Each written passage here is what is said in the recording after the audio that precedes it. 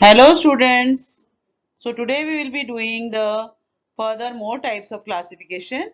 Yesterday we studied the classification based on structure and classification based on source. Now today we will be doing classification based on the mode of polymerization. So basically what happens, polymerization is a fundamental process in which the lower molecular mass compounds are converted to higher molecular mass compounds and by linking together of the repeating units with the covalent bonds. So this we already know that in polymerization the lower molecular mass compounds, that is the monomers, are converted into polymers and these monomers are linked with covalent bonds. So this process is further illustrated below, that lower molecular mass material is converted to higher molecular mass material. So there are three types of categories based on mode of polymerization.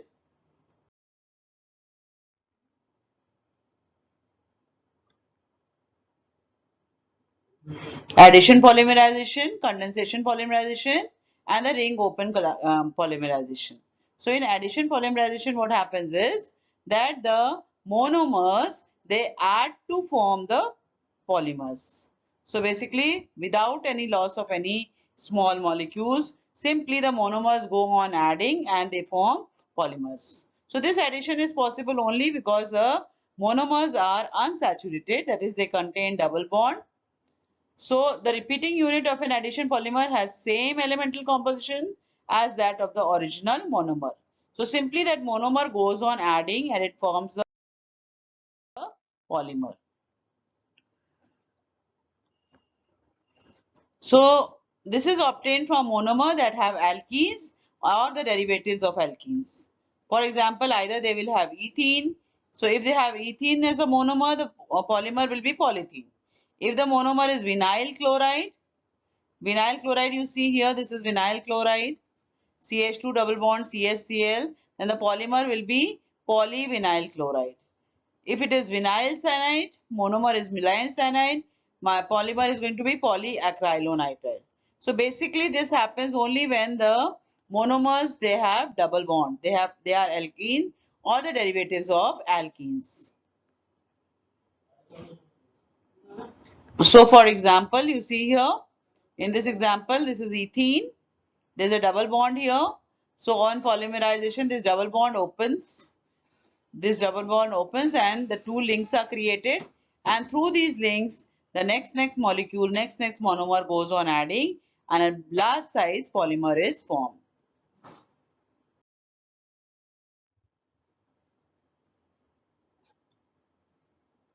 So the examples are synthetic rubbers, Buna-S, Buna-N, neoprene, butyl rubber.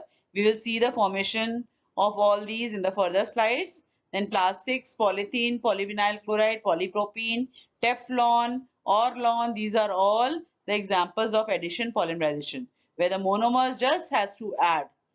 Because the monomer is containing a double bond, when the polymerization starts, the double bond breaks.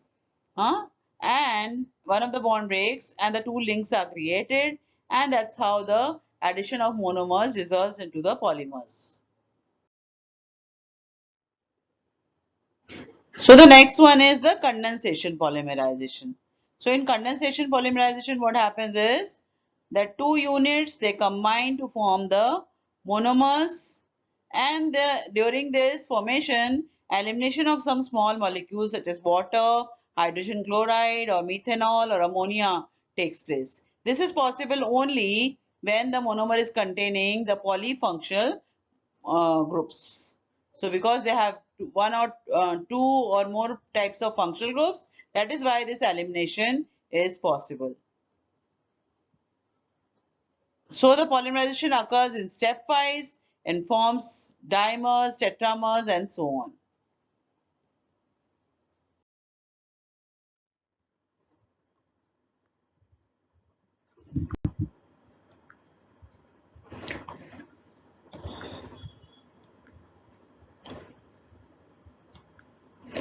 So for example, the formation of pterylene. Pterylene is formed from ethylene glycol and terephthalic acid. In ethylene glycol, there are two OH groups. In terephthalic acid, there are two COH groups. So these two combine to form the ester link, the monomer having ester link, and this monomer adds up to form the polymer.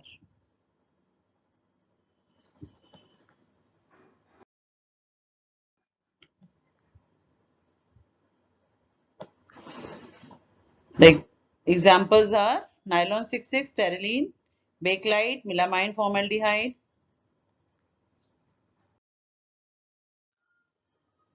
Now third type is ring open polymerization. So in ring open polymerization, let's see what happens. It is a form of chain growth polymerization in which the terminus of polymer chain attacks cyclic monomers to form a longer polymer. That means it will be cyclic compound which opens up, forms a monomer, and that monomer adds up to form the polymer.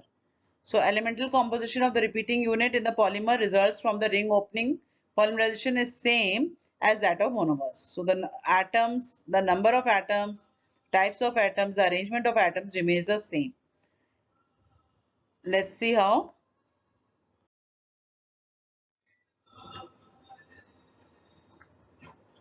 So this is obtained from cyclic compounds like lactam, cyclic ethers, lactones, etc. They polymerize by the ring opening polymerization, and this takes place in the presence of strong acid or base. For example, nylon 6. So in nylon 6 what happens? The E-caprolactam, this caprolactam, it opens up, this bond opens and a monomer is formed which leads to the formation of the polymer. So n molecules of monomer forms the polymer nylon 6.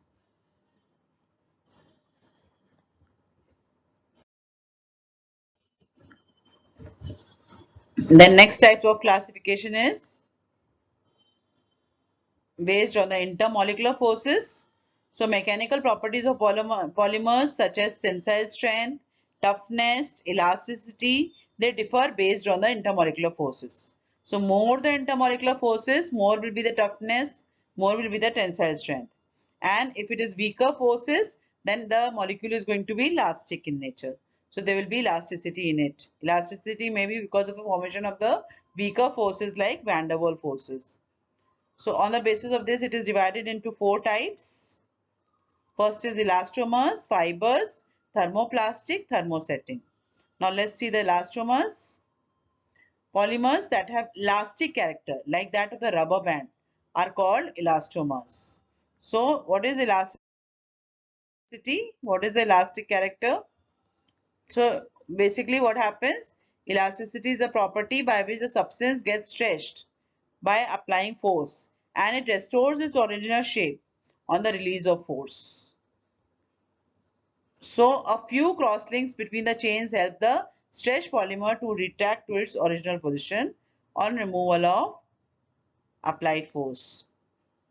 So elastomers have weak van der Waals forces and they are soft, they can be stretched, and they are used in making rubber bands.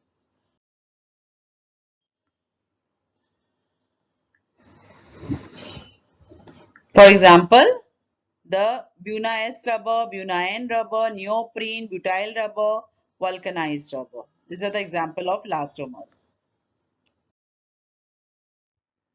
So second type is fibers.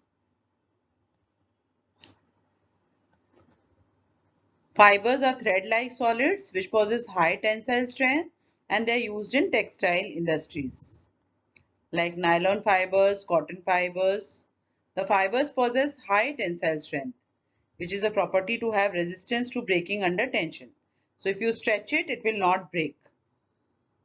Like for example, the clothes you wear, if you stretch it, it doesn't break. So it is crystalline in nature.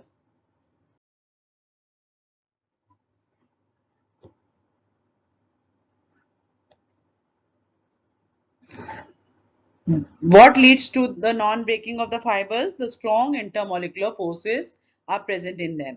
So this which lead to the close packing of the chains.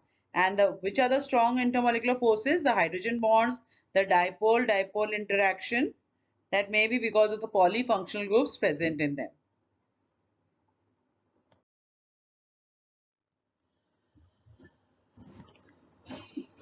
Next type is thermoplastic polymer. Thermoplastic polymers are the linear or slightly branched long chain molecules. They are capable of softening on heating and hardening on cooling. So when you heat it, they soften and they melt, and when you cool it, again it gets hardened. So it is a linear or slightly branched in nature. It can be remolded, recycled, reused. So you must have seen plastics. So when the plastic material that gets spoiled, then you sell it off. And when you sell it, what do they do? What do the sellers do? They further give it to the people and which melt that plastic and convert it into some other shape. So basically it can be remolded, it can be recycled, and it can be reused. That is why it is thermoplastic. So these polymers possess moderately strong intermolecular forces, and they are intermediate between the elastomers and the fibers. So they are formed by the addition polymerization.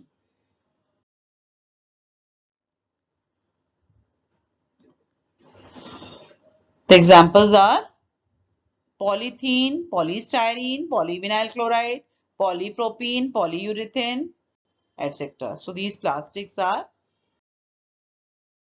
the kind. Then thermosetting polymers.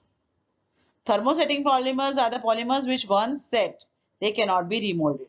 So they are cross-linked, they are heavily branched, so which on heating undergo extensive cross-linking in molds and again become infusible. They are not able to be melted, they cannot be recycled, they cannot be reused.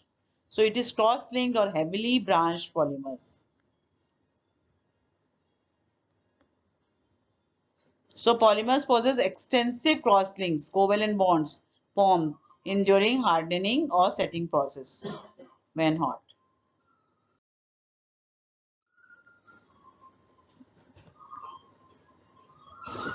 So they are formed by condensation polymerization. For example, bakelite, melamine formaldehyde, urea formaldehyde. Now classification based on types of monomers. On the basis of the types of monomers, they are classified into two types, homopolymer and the heteropolymer. So homopolymer, the word homo means same. So polymers which have only one type of repeating unit or monomer are called homopolymer. So just now we studied about polythene. So it is having one type of monomer, single monomer that repeats. In some cases, the repeating unit formed by the condensation of two monomers.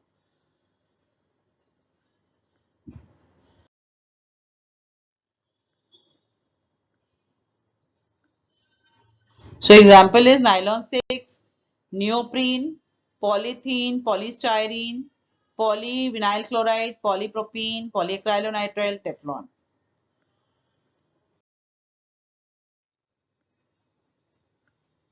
Then heteropolymers. Hetero means different type, or they are also called copolymers.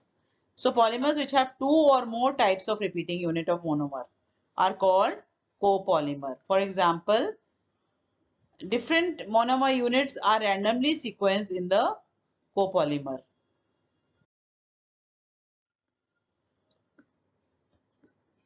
Nylon 6,6, terylene. Just now we saw the example of terylene. The monomer was made from ethylene glycol and terephthalic acid. They together form the monomer, and that monomer then forms the polymer. Then Buna S, Buna N, butyl rubber, bakelite, melamine formaldehyde, urea formaldehyde, ABS plastic. These are all copolymers.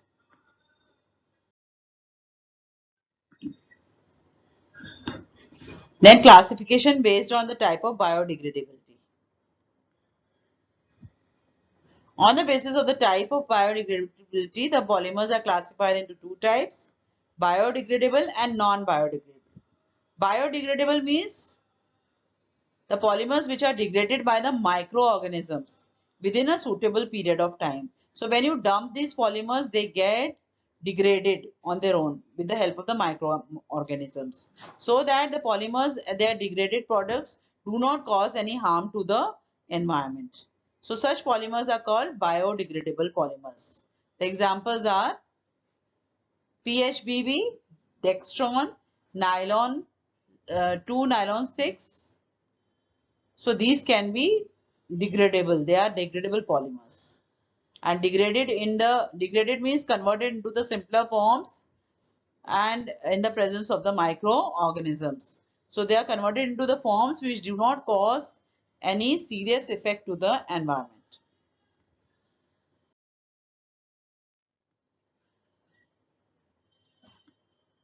Then non-biodegradable polymers, they are the polymers which are not degraded by the microorganisms.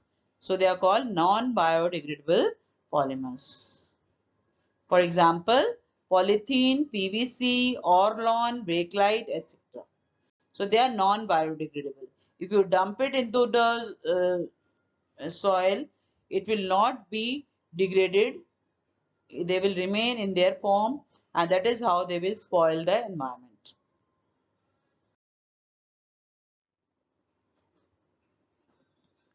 So these are some of the questions. You can solve these.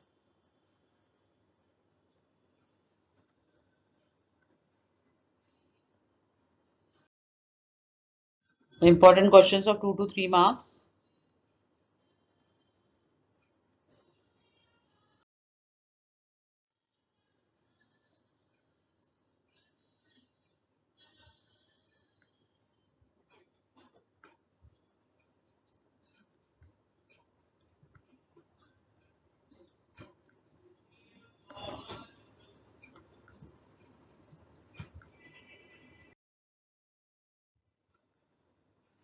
Now this is the summary. Let's revise the classifications. Based on sources or origin, they are classified into 3 types: natural polymer, synthetic polymer, and semi-synthetic polymer. So the one which is derived from the natural resources are called natural polymers. The man-made polymers are called synthetic polymers, and the semi-synthetic polymers are those polymers which are natural but their quality is improved by adding the chemicals. So these are semi-synthetic polymers. Then based on structure, they are classified into 3: linear polymers, branch chain polymers, and cross-linked polymers. So in this linear polymers, the molecules, the monomers, they form long continuous chain. So they are linear polymers. Branch chain polymers, they will have the molecules, they form linear chain, but then there are branches also along with them. And cross-linked polymers, what happens? The molecules, they form long chain which are linked by cross links. Then the third type of classification was based on intermolecular forces, elastomers. Elastomers were elastic in nature. They were there, the molecules were held by, monomers were held by, uh, the, the polymers were held by the weak van der Waals forces, and they were elastic in nature. Then fibers were having strong tensile strength. They were tough. They could not be broken easily. Then thermoplastics were the ones which will be remolded. On heating they melt, and on cooling they harden. Then thermosetting plastics were the type which once molded cannot be remolded. So these were the types of classification we studied. Then based on mode of polymerization, they are categorized into 3 types: addition polymerization, condensation polymerization, and the ring opening polymerization. So in addition polymerization, what was happening? The small molecules, unsaturated molecules, they added to form the polymer. So the monomer was unsaturated molecules, alkenes or their derivatives. Then condensation polymerization, the two molecules, they first add to form the monomer, and that monomer further adds to form the polymer. So in the condensation polymerization, what is happening? When the two units are adding to form monomer, the groups are eliminated. Either water, HCl, or ammonia, some groups are eliminated. And that's how the monomer is formed, and this monomer further forms polymer. Then ring opening polymerization, what was happening? There was a ring, monomer was having a ring of the lactones, caprolactam, and this ring opens to form monomer, which further form the polymer. Then based on number of monomers, homopolymers and the copolymers. Homopolymers were made up of same type of monomer. One type of monomer adds up to form the polymer. And the copolymer, the two units, they combine to first form a monomer, and that monomer further forms the polymer. Then based on biodegradability, they are divided into two, biodegradable and non-biodegradable. So the polymers which can be degraded by the microorganisms, that can be converted into the safe products which do not harm the environment, are called biodegradable polymers. And the one which cannot be degraded are called non-biodegradable polymers. So this is a summary of the classification. Okay. Thank you.